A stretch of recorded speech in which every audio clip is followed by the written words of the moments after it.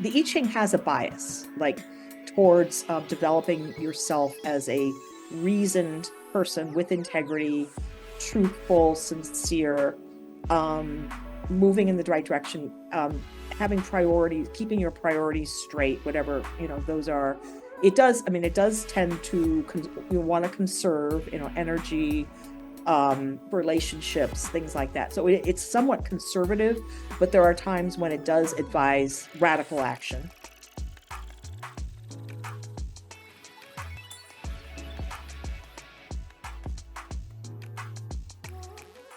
Welcome to Connecting with Coincidence. I'm your host, Bernie Beitman. I love patterns and synchronicity. And I was a tarot card reader back many years ago, and I still do it occasionally. And trying to be able to understand how tarot cards work is a really interesting challenge. And for me, a lot of the idea is I throw the cards up into the flow of the Tao. That is this energy and information that moves through us that we can relax into and become part of. And then the cards become mirrors of the moment, some of the past, the present, and the future. They're all contained in this present moment. And today we have, I think, a world expert in tarot cards and particularly I Ching.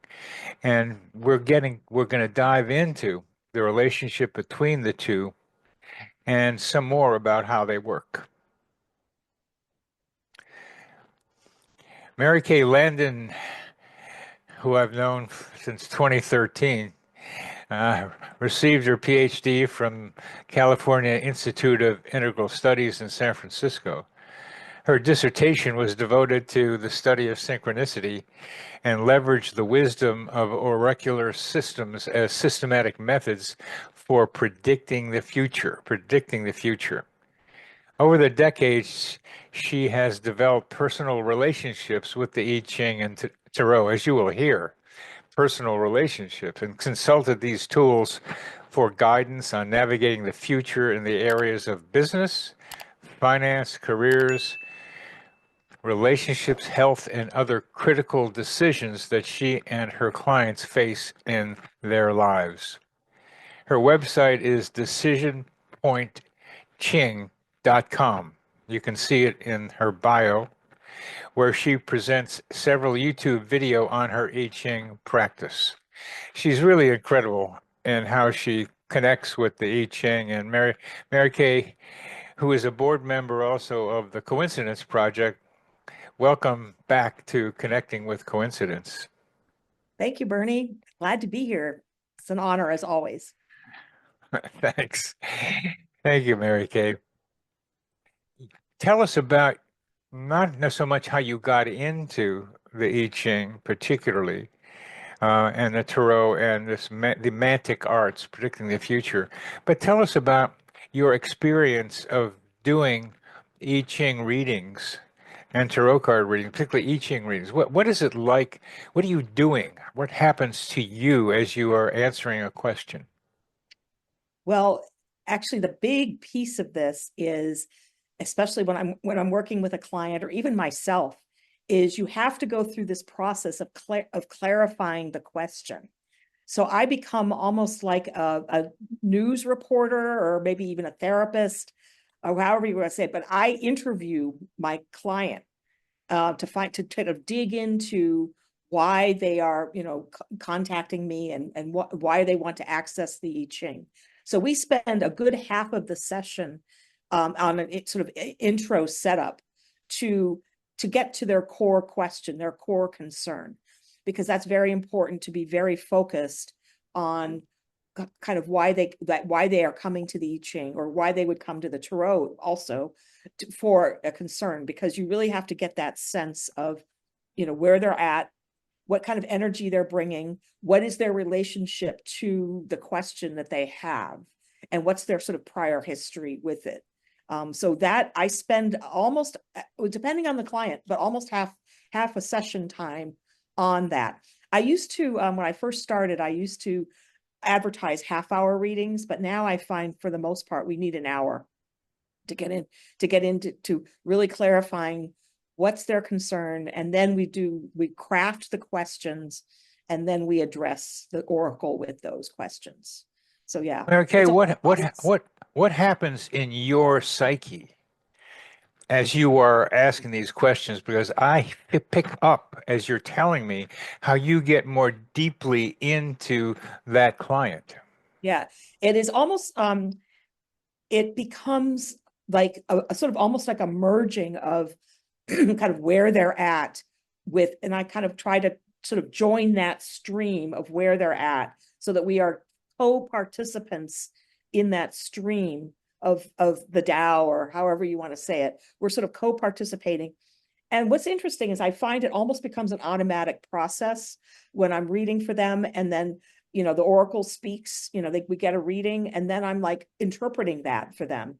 And I almost find that depending on the client, I go different ways with what I say to them, because it's different. Like each reading, there's many ways you can interpret it, and that's sort of the art. Anyone can go online and look up an I Ching and do a reading online and read the little capsule description. But what people pay me for, or why they come to me, it would be to interpret for them.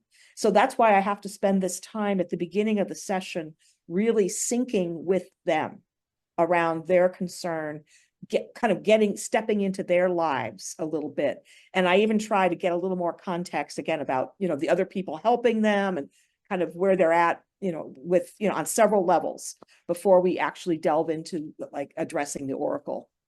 That's so important. Yeah. It's a kind of deep empathy, both cognitive and emotional. And when you are doing that, I imagine that you're picking up information about them that they're not telling you. Yes. And sometimes the oracle does that too, which is really fascinating. I actually had a house guest at one point, and she she was asking me about her house, and that she was going to sell it or something, and she wanted to know, I don't know, I don't even remember. The whole focus of the session was on her house, and maybe she wanted to know about the best way of selling it or something. So we do the reading, and I went, "Is there a lawsuit happening here?" She goes, "Well, as a matter of fact, it's being foreclosed." I'm like, oh, you left out a little detail there when we were talking. So yes, so the oracle sometimes will pick this up. And if hasn't been kind of stated, that the oracle will expose a shadow in a situation. There was another situation, actually, a person I didn't know who approached me at a psychic fair, and she just sat down, total stranger. She went into this long story about some property in Africa that they were in a dispute over the estate. Someone had died, and on and on. And this was one of the most confusing readings I had ever done, because she, I think, was hiding a lot from me in the story.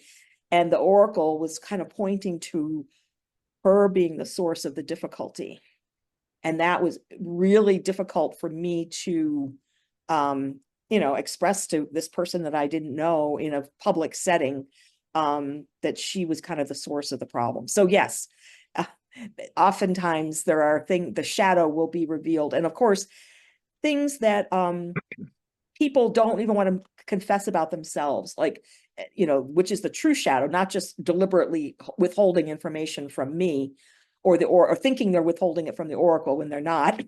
But sometimes it's actually a shadow about what they are not acknowledging themselves. And a recent example is a person who I've been reading for a fair amount. She's a professional relationship. It's not a friend.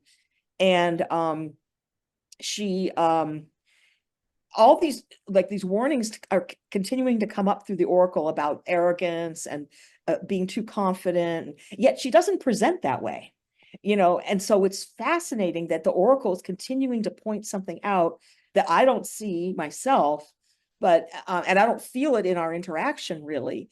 But then I think that maybe this has actually played a role in her life. If I were to know her better, I might see it. But so yeah, so sometimes shadow elements come up. that the client themselves, don't haven't really acknowledged to the full extent. So And, and what I'm trying to get to, based on my own experience doing tarot card readings, is how you are a conduit, how the reader is a conduit, yeah, and not just an empty vessel, really. It's yeah, a conduit that picks up stuff before even doing the reading. yeah. Yeah, well, that's the whole point of this half an hour of really like syncing with the client. And I also have to do it with myself. If I'm reading for myself, I have to sit down and write like journal entry before I really get into the oracle about kind of getting stuff out and what I really want to ask and things like that. So yes, it's becomes this sort of merging of the minds. But again, each person, they kind of come at it from a different relationship. Like sometimes they just want the oracle to affirm something, which often it doesn't do. It will bring up another dimension of something. So I find Okay, that very interesting. Yeah. it's very, and if anybody wants to contact Mary Kay about a reading, you can do that at I Ching, decisionpointching.com. decision E- point I Ching. Decision Point I Ching, that's all one word, Yes. decisionpointIching.com. And she'll tune into you. She can do Yeah. it at a distance as well Oh yeah. as in person. That's where she does a lot of it. Oh, absolutely. I Ching. DecisionpointIching.com. Thank you. So Yeah. you're welcome.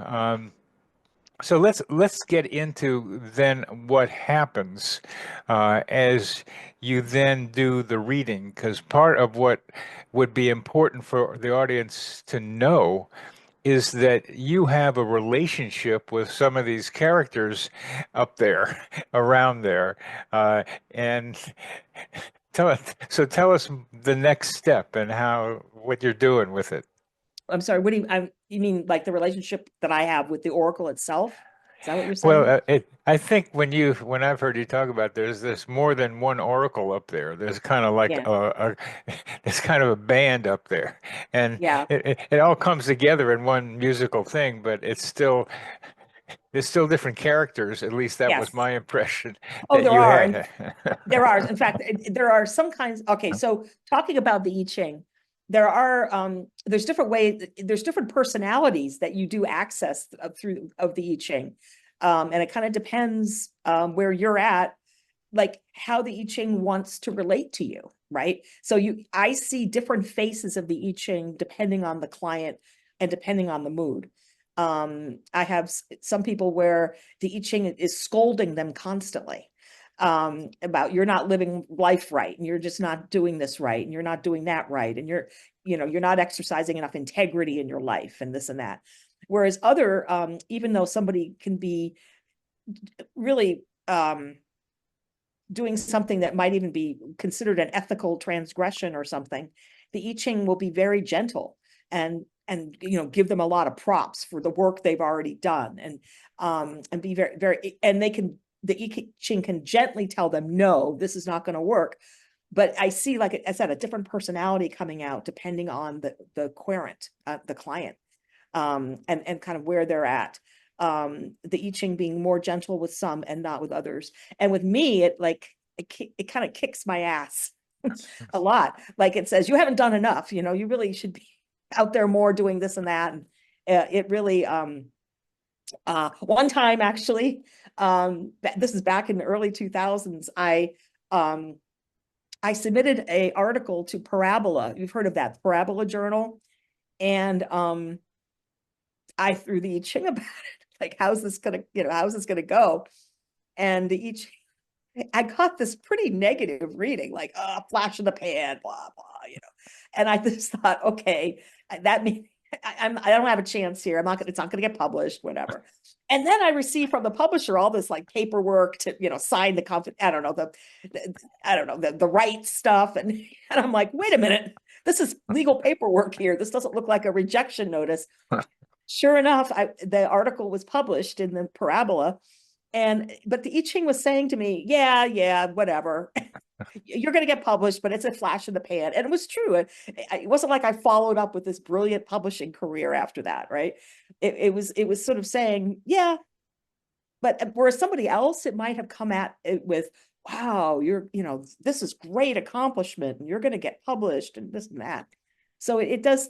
Now with tarot, very interesting because I've noticed this. I own many decks, and the decks have personalities. And so what I used to do a lot was I would ask the same question of like 4 decks, and I would get kind of 4 relationships to the question. So they weren't all like mirrors of each other. One would take more of a negative stance, one would take a positive, one would maybe refuse to even answer the question. So the decks themselves, it was fascinating. They had personalities. And I figured out which one I wanted to resonate with the most. Liz Green's Mythic Tarot deck became my favorite, because she kind of likened she sort of mapped the cards to the Greek pantheon, and that was fascinating. I liked that. I have used Crowley's deck. Also, I even own Crowley's book that he wrote about his deck, The which was book, the Book of Thoth. yes, The exactly. Book of Thoth. Oh, yeah, that book. And then Angelise Arian, who tried to sanitize the deck later with her book, which I kind of objected to, though she brings in some insights. But even so, it was I found this personalities of the decks was fascinating. And you just kind of wonder, like, is this the spirit of the author of the tarot decks? Because the Yeah, tarot deck, you yeah. know, Yeah, it has to be. Just like any book anybody writes is going to have the spirit of that person, and by spirit, it means their history and their mhm, personality comes partly from their experience. So it has to be filtered by the person who is doing it. No question right, about it. There right, seems to be, from what you're telling me, with the I Ching is really more unipersonality. I mean, even if it has multiple faces, which it yeah, does. I mean, what I got was Janus face, Janus, right. multiple faces, but it's the same entity, and it shows what is necessary, reflects what is necessary for that person at that time. But the tarot cards tend to have more bias because they're so different. There's, Right. the I Ching has been hammered at for a couple thousand years uh, by some pretty smart people trying to figure it out. It's been around much longer than the tarot cards Oh have yeah. been. So it's been hammered by history and therefore probably sharpened and clearer. But there's a problem in Western culture that the I Ching is not as favored as tarot cards, and I Right. wonder why. I wonder why that is, Mary Kay. I think that it's not something you can learn in a weekend workshop. It's not something you can pick up and just go with, like the angel cards would be, say, go buy a deck of angel cards and then you pull one and you get a message thing. The I Ching is really unscrutable at times, inscrutable. And again, it depends on the translation that you get. So like there's all these different translations that almost contradict each other in terms of what they write. So like you could, some of the translations are not very user friendly. Like, perchance you find corpses in your wagon. What are you supposed to do with that? Or, her dress was not nearly as nice as the bride's dress was not as nice as her bridesmaid. Um, this is talking about hierarchy in ancient China, and so it's not accessible. You have to really kind of devote yourself to study, and one is always, I maintain, a student of the I Ching. You are never a master of it. You're always a student. There's always more to learn, all the time. And so when I first picked up, one day I was at my friend's house and I picked up a copy of the Wilhelm Baines translation of the I Ching, which is the first kind of considered a authoritative translation of the I Ching. This is the one that contains Jung's introduction with the synchronicity principle that he brings in. I picked up this book and it was just sitting on their coffee table or whatever. I had no idea what it was. I was completely flummoxed. I just put it back down. It was like picking up a book that was written in Chinese. I was like, what is this? And so it's a little inaccessible. You have to really kind of dig in and start with an easy translation, and like, which I did. R.L. Wing's The Illustrated I Ching was the first book that my teacher told me to get before I even went to Wilhelm Baines, because you have to start somewhere, and it's a journey. Whereas the tarot, you pick it up, the images often speak to you, even if you don't have a book. You can kind of look at the cards and kind of come up, with, again, using sort of tapping into your intuition with the images. You can sort of come up with some kind of quick meaning from it when you do a reading with the tarot. So, and again, of course, there's the whole thing of the fact that the tarot, I believe, originated in Europe. I mean, so it's closer to us culturally. It's just been more infused in our culture than the I Ching, which it has, came from China, has to be translated. But it is more of a unitary system once you figure out which translations are the good ones, than the tarot, which, as I said, as we just talked about it's many, many designers of decks out there, and they Oh, just keep publishing more. Yeah. yeah, And they have, yeah. It's a popular thing to come up with. Oh, this is my angel card deck, and this is my this deck. When right. I started with the Aleister Crowley deck, there weren't that many tarot card decks out there. There's the Right. Waite deck and the Rider deck, and they're pretty similar. And then the they were related. The Crowley deck was similar to them in some ways and more elaborate. And the way I learned the tarot cards is by looking primarily at the major arcana, which are 22 cards, and trying to put a connection between the image, the astrological sign, the number, uh, and the number of the card, and then trying to see how those things came together. Number, astrological sign, Hebrew letter, Right. and image, and somehow that they formed together pieces of a puzzle, which then allowed me to understand something more about the card that as a summation of more than specific elements of it. Right. Right. And their relationship to each other, as you said, like, and like how, I mean, what Crowley actually mapped it to the Kabbalah, right? The cards, Crowley mapped all it to the the Eitz sphero. Chaim, to the tree of knowledge or tree of life with the 10 Sephirot and the Mhm. 22 links between these 10 circles. Um, and the 22 links became the 22 cards. So Yeah. it was directly 22 major arcana. So it was directly related to a previous system. So the Right. way he was doing it was made it more ancient than most of the cards now. Where I want to put some nice pictures up here. It Right. was related to Jewish mystical tradition beginning in the early, like, parts of the first and second and third century, and Right. more fully developed in the 13th and 14th. And this had some history to it. So Absolutely. it became a Jewish versus Chinese thing, and the way I thought about it. And Crowley did a translation where he mapped the tarot cards onto the I Ching, or the I Ching onto the tarot cards. So he had 64 I Chings, and he had pairs, and he had the tarot cards matching them, which I thought was a major intellectual accomplishment.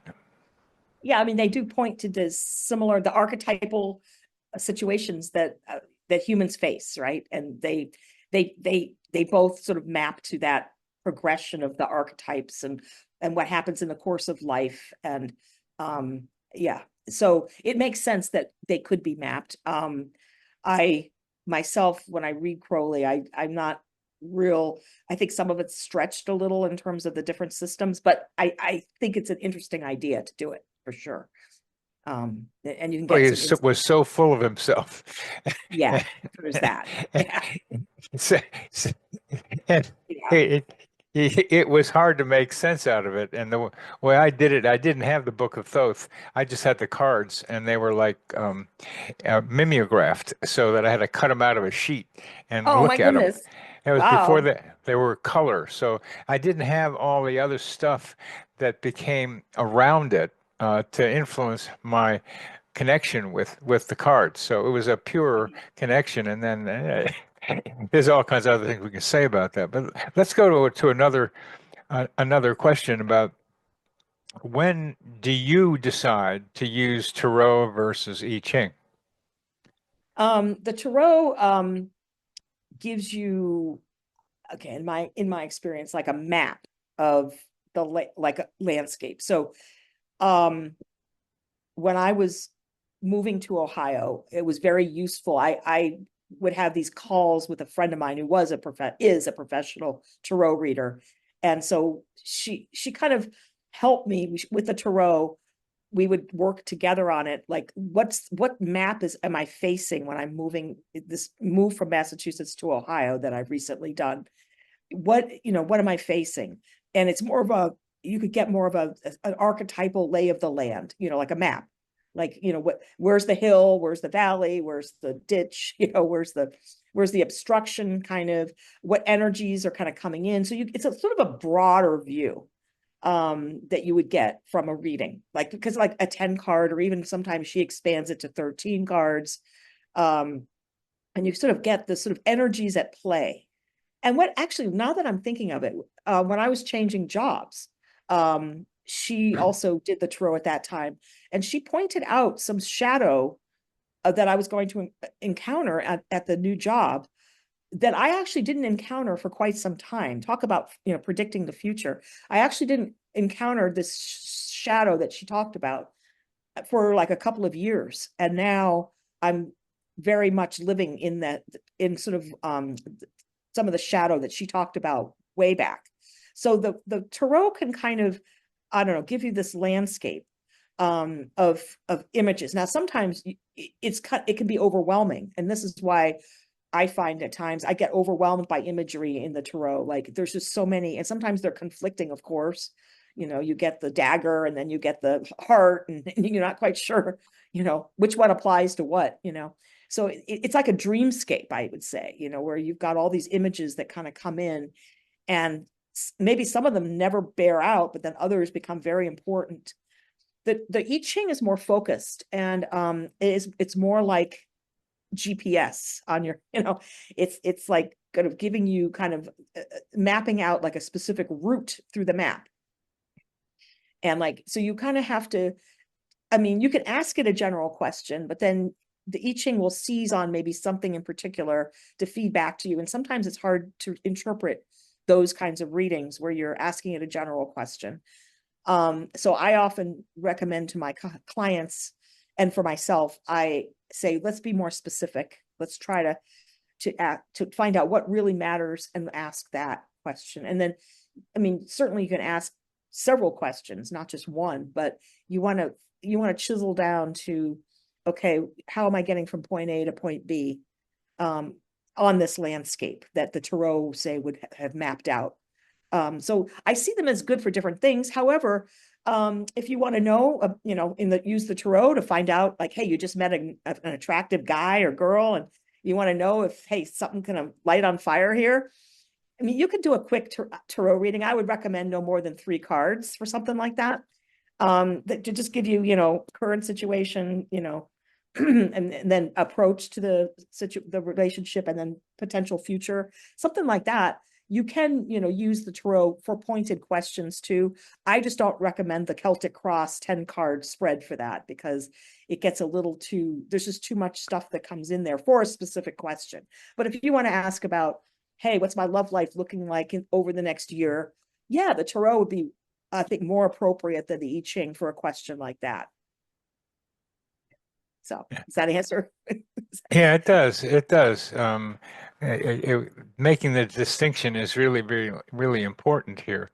Now let's go to Oh, I just Eh, wanted to say one anecdote about the Oh, relationship. good. I had a friend who was, she met someone and she was kind of interested in him and she wanted to know, and so, and so we just did like a short spread, 3 card, 5 card, something like that. And she got death. Whoops. And the major arcana card for death. And I was like, and she was trying to recast it like, oh, it's like transformation, and I'm transforming into the next realm, and this relationship might work, and I said, Ava, I said, sometimes death means death, like thumbs down, no, it's not going to work. So yeah, and so that's an example where you can use the tarot for a pointed question, and it will deliver for you. Mary Kay, how do you know that it's not transformation, which is the usual way of thinking of that number 13 card? Right, And the throw card of Crowley, it's like it's a skeleton throwing a scythe around, right, right, but all kinds of stuff's coming off of it. And right, we know from all kinds of places that death and transfiguration are related to each other. right, But but sometimes it's over when it's over. So right, how did you, Mary Kay Landon, say no? Sometimes death means it's over. How did you know right. that then? um I think I said to her at the time that I was looking at the wheel of the year too, and I think that death card is kind of equated to fall or something, right? And it was like, I said to her, you should be getting, this is a person you just met. You should be getting spring-like cards if this is going to go somewhere. But instead, you're getting this sort of end of the season type card, right? So I kind of I think I equated that one to the season. But also, you just kind of, this is where tuning in with the person and kind of knowing kind of what the oracle's trying to do with them really helps, right? I mean, that's where you get and this is where the art of the interpretation kind of comes in, because different cards, I mean, the same card will mean different things to different people in the reading and in the context of the reading. And that's why often it's good to like develop a relationship with a deck and read it over time. So you get to know what the language is of the cards for you. And as I said, sometimes the same card will mean something different to you as opposed to another person. And that also bears true with the I Ching. That sometimes hexagrams um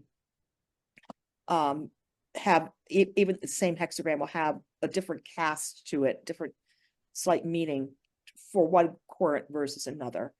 I found myself recently in a situation where kind of a negative hexagram, um, I found myself interpreting it a little differently for this particular client based off, and this is where I learned very recently that hexagram can have more positive take. It's called splitting apart, and it sounds horrible, right? Like everything's kind of going into it's like demolition, right? The card for demolition. I mean, the hexagram for demolition. So it doesn't sound real positive, but then when you think about it, that actually can be positive demolition, right? If you're tearing apart an old structure, and in this particular case with this client, the context was her health. And I said, this can actually be a good thing, like that you are kind of going through this purging, and then it's going to, coming out the other side of that. And as I said, I had a positive experience with that very hexagram myself when I was choosing an attorney to sell my house. And I got that hexagram and I'm like, oh God, that's bad. But then the other attorneys that I was also considering, those readings were worse. So I said, okay, I'll go with the demolition one. And she worked out great. I mean, it was great. She even lowered my fee. It was like, so that really made me just now. That's why I'm saying you're always a student of the I Ching.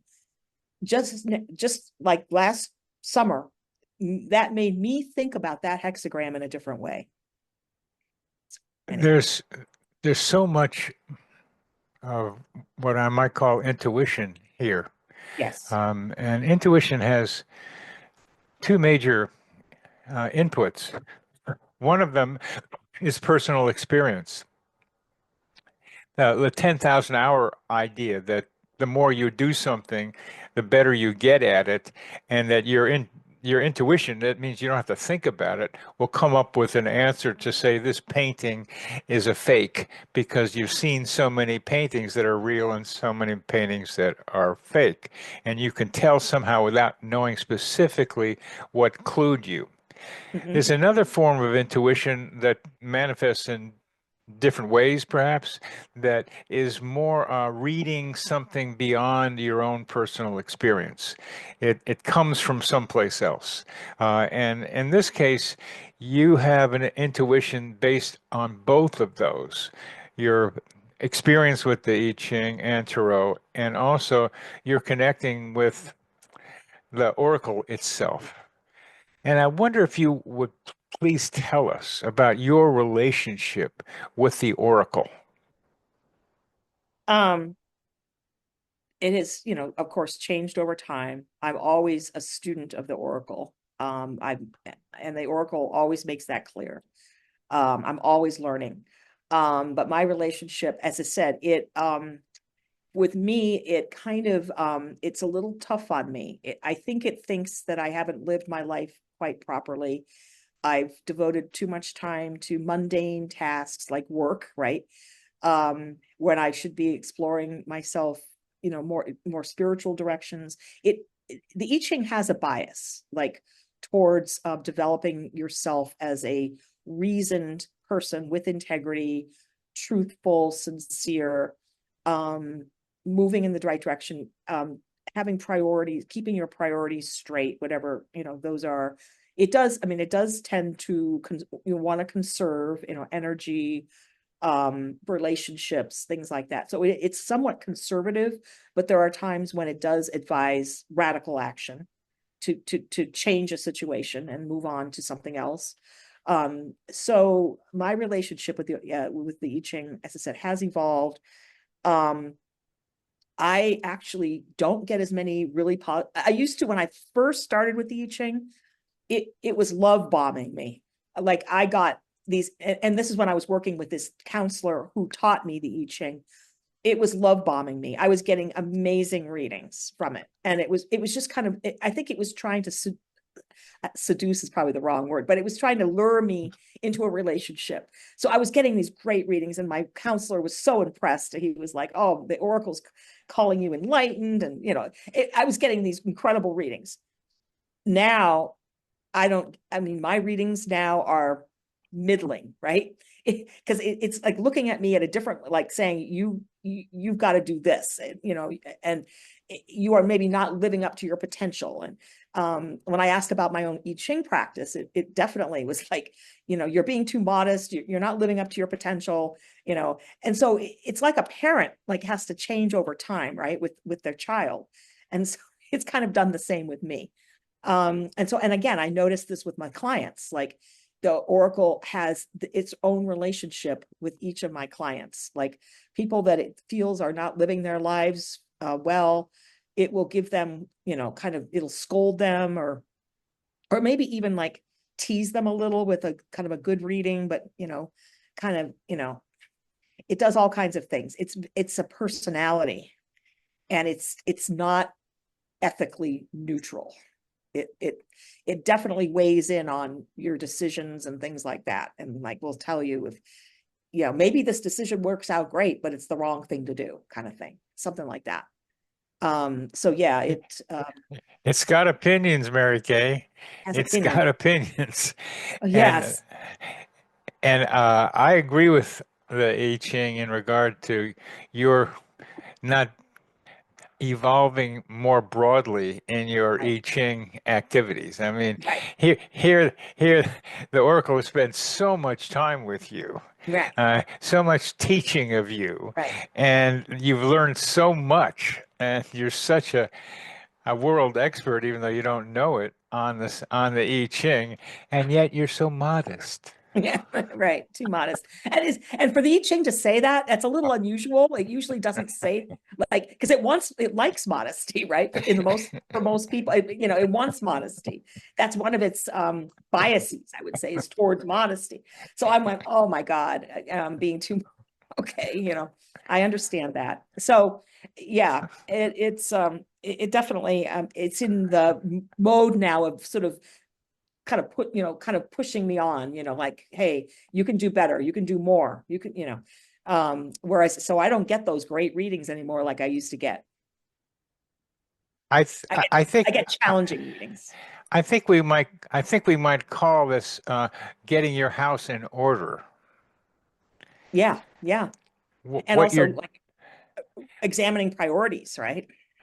examining priorities, and your priority now is fixing up the new house Yep. in Akron, Literally and Ohio. figuratively. Yep. So that's why I brought that up because you're refurbishing an old building. Hmm. It needs a lot of work, Yep. and it's going to be months until you get in there. Uh, and that's a metaphor. I mean, I don't get too crazy with stuff if I don't have to. And when I see something that looks like a mirror of my mind in external reality, that's the synchronicity. And I don't have to take it too much further because what the tarot cards did for me is say this stuff is happening in real life now, that the symbols that are speaking to you are right there. And I'm going to ask you now how much you've thought about the idea that the I Ching is saying, get it together more, Mary Kay, and you're refurbishing an old house. Right. Well, there I guess there is a yeah, it's definitely I mean, yes, you're right. And Bernie, I guess I didn't quite think of that as a symbol right there, but so cogent, right? About this thing that's going on in the outer world. Like, and also what was interesting about the house was that it found me. And even the realtor, who was not a woo-woo kind of person, said that. And I thought it too. Like I knew what I want, kind of generally what I wanted, because I'd already been driving around looking online and everything.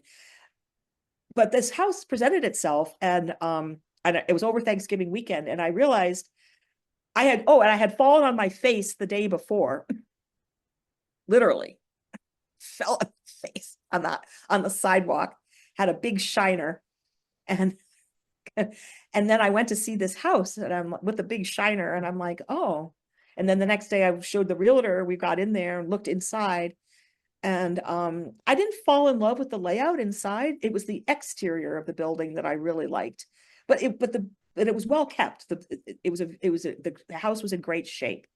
And even though there were things that I wanted to update, but it was obviously, it had been a well-loved house. So I liked that feel of it.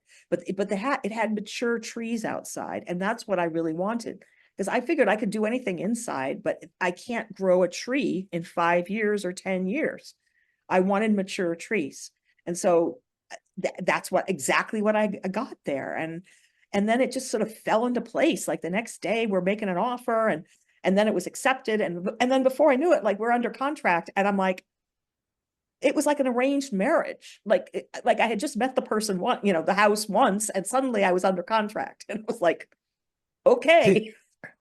Mary Kay, what I learned from the tarot and a little bit from the I Ching is you don't have to throw the cards, you don't have to throw the yarrow sticks. I mean, it helps really for some major decisions, as you've helped us see that at the Coincidence Project. But yet, it's right there in front of you too, and that's a huge Right, lesson of synchronicity, and you didn't right, see it for all the stuff you've done with synchronicity and I Ching and tarot cards. You didn't notice that what the I Ching is telling you, you are enacting right, in your real life. right. Uh, and now that you are seeing that possibility, that there is a mirror of your mind, which synchronicities often are, and a mirror not just of your mind, but what the I Ching is trying to get your mind to do. Be less modest, Mary Kay. Get Right. out there more. How does this fresh interpretation impact you at this moment? A lot. I mean, it also really enlivens me around. It's like an affirmation of the Tao, as we were saying, like the flow of that I'm in the Tao. And I've felt that ever since I got here to Ohio, like that. And I didn't really do a lot of consulting of the I Ching throughout this whole thing. I did a little bit, but I really didn't do it. Was more about following the course, right? And just staying in touch with the path of it. And and I think everyone, like my friends around me, are kind of amazed about that I executed the move by myself. I got here and then suddenly I'm buying a house. Like they were like, I mean, I told them I was going to do this, but then I don't think people believed it. And so, but it was like this, I was on this roll. And so it's very good to get this affirmation from you, Bernie, about that. Yeah, it's kind of living the intuition of what you need to be doing next, kind of thing. And following that path. And then I'm, going to course. I'm noticing that you're a little bit reluctant to go into this in any more detail, and you are preferring to describe how you got to the house, which is important. There was kind of a Right, flow. You could have said that there was a lot of flow and a lot of coincidences happened and got me there. You right. could have There shortened were. that, but Yes. but you're but you're what you're doing is having to process the major input that your friend, the I Ching, the oracle, which is personified in your mind with many different faces depending on who's looking at it. Personified for you, it's got a particular face. It's changed like a parent changes face with the child. And the I Ching is saying, look, I helped you, or something helped you, the flow helped you get to this house, and you really like it. You like the way it looks, got nice trees, unbelievable from your friends that you did it. And that's calling your attention that I'm helping you see to actually the process as a reflection of what your next step might be. Right, right. Yes, and that's, and again, this is part of the whole flow and plan. Is the next step after I move into this house, is then literally reshape, refigure my house, my psychic house. And this is going to mean retiring from my current job. And it's going to mean moving more mainstream into studies with the I Ching. I want to write a book, about, I got to figure out kind of what my take is on it, but I want to write a book about the I Ching. And I want to get out there more with speaking engagements and just promoting my consulting practice more. Um, and getting sort of being more of a thought leader out there in the world with the I Ching. So yes, kind of getting my own psychic house in order to do that. And So you were thinking along these lines already. That's I what have I'm. been, yes. So that I mean, you are doing what this coincidence is suggesting to you is to go more metaphorical than cleaning up the house into your work as an I Ching. So you're doing it already, Right. and you hadn't thought about it. So how does this seeing this mirror more accurately influence your thinking about your future? It's hard to say, Bertie, because I'm one of these people that like a squirrel, I take my nuts and then go and chew them up, or I kind of store them and then like kind of cache them and get them later. So in the moment, I'm going to have to take a walk on it and think about it all. But in the moment, it is very enervating and very exciting. To think about, yes, this is it. This is the real work here. And hitting the road with the real work and the real joy, I should say, not just work, it's joy. So yes, and I picture myself in that house writing. There's a patio in the back with the trees, and I picture myself out there writing, and being with my birds, as they come to the feeders, and yeah. So I Well, picture myself doing my work in that house. So there's that well, too. it doesn't need any more than that from what I'm hearing.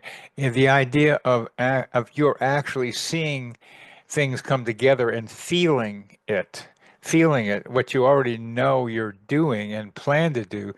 But this links two plans, the house and Mhm. writing, more more closely, and that is an energizing experience to see Mhm. that link.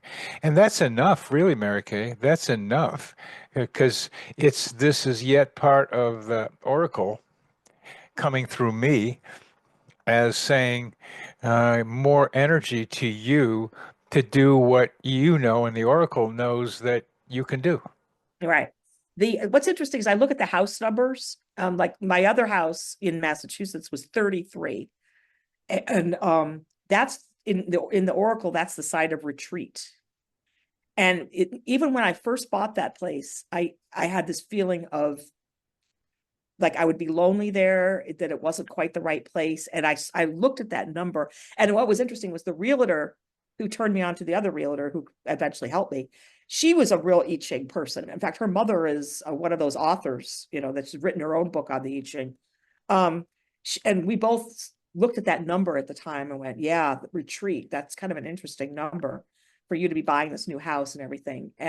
But it made sense. But so this house number is 2064, which is like more of it's a dynamic reading in the I Ching. It has to do with contemplation to like thinking and meditating and contemplating. And then it changes to 64, which is all about the end of a cycle and the beginning of a new cycle.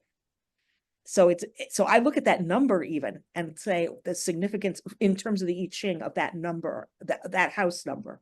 So yeah, I've looked, and I even checked out the change lines too, which I'm not going to get into here, but they also are kind of in sync with the process. Well, you know already all the things behind what you're doing, behind this, let me say, reading that I just did with you. It's all theirs. And now this helps it come yet more fervently and passionately together. And the message you're getting from me through whatever oracle I'm tuning into now is don't be so modest. And when you write this with a flair, with a verve, with enthusiasm, with the confidence of you've got this oracle behind you, as well as me, as well as a couple of other people in the Coincidence Project. And we want you, not just you, we want you to be succeeding in what you're doing. You help us by doing this for yourself. Yeah, And that we need to know that in the Coincidence yeah, Project, that you are doing this because we are enthusiastically behind what you are attempting to do. yeah. Thank you for So, awesome, awesome. so, so go for Yeah, it. I will. Will do. Got my Okay. marching. So yeah. Anyway, so yes, you can use the oracle to unfold the future. And Yes, you can, and you can use the oracle. It's like in everyday life. Just notice what's going on around you. I mean, one of the things that I found problematical about doing these readings is that it gets your nose out of what's in front of you. It puts your nose in something else that's in front of you, the cards or the hexagrams, and that's important because that's practice in a feedback loop where you see it in the cards reflecting what's going on now. And so you can look outside and say, "This something here's going on, reflecting what's not." There's all tarot card readings out there. There's yeah, all symbols out there. And the trouble is, they're wild, and you don't know which ones to pick. When right. you corral them, when you do the I Ching or Tarot, then you have a more disciplined uh, Correct. palette Correct. in which to see it. Yeah.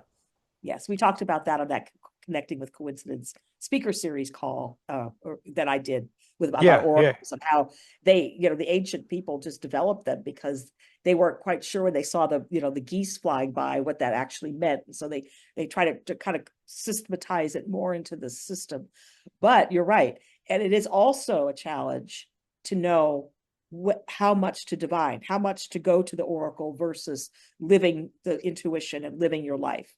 And my second teacher of the I Ching was a very conservative Chinese man who really didn't believe in using the oracle, using the I Ching for divination. He had only in his own life only consulted the oracle maybe twice, Wow. and yeah, he didn't believe in it. And whereas he told me that I used it too much, he told me. So that was interesting feedback from him. And at that time in my life, I was using it a lot and probably too much. Because That shows up at a time when if you want to pay attention to it, it can tell you something. And right, I've got to do that all the time. Uh, Not all the time, but sometimes. How do you know when to do it? The same thing as how do you know when to do the I Ching reading? Well, it takes experience. And right. my experience tells me that we have come to the end of our time together for today, Mary Kay. And it's it's a real pleasure to learn from you and see how you work and see how you think and see how big your heart is in wanting to try to help. I Yeah. mean, that's a big part of it. You're very smart, but you've got the heart. And now you've got a kick from the I Ching and whoever else there is. And from you, And, Bernie, thank you. Right. For and interpreting the life events here. Yeah. interpreting a life event to just go out there with all your energy. You've got a place to do it. You got a number that encourages you on the house. You got the trees. You got the birds. Uh, Yep. Wonderful. The black squirrels too. There's black squirrels there. I love it. Black squirrels. Yeah, I You've like ever seen a those. black squirrel? Haverford had a bunch of them running around on their campus. So Yeah, yeah, they're lovely. I love them. Anyway, so yes, Bernie, thank you so much for the opportunity to speak with you today and to share some experience. And I hope your viewers digest and enjoy. I think they will.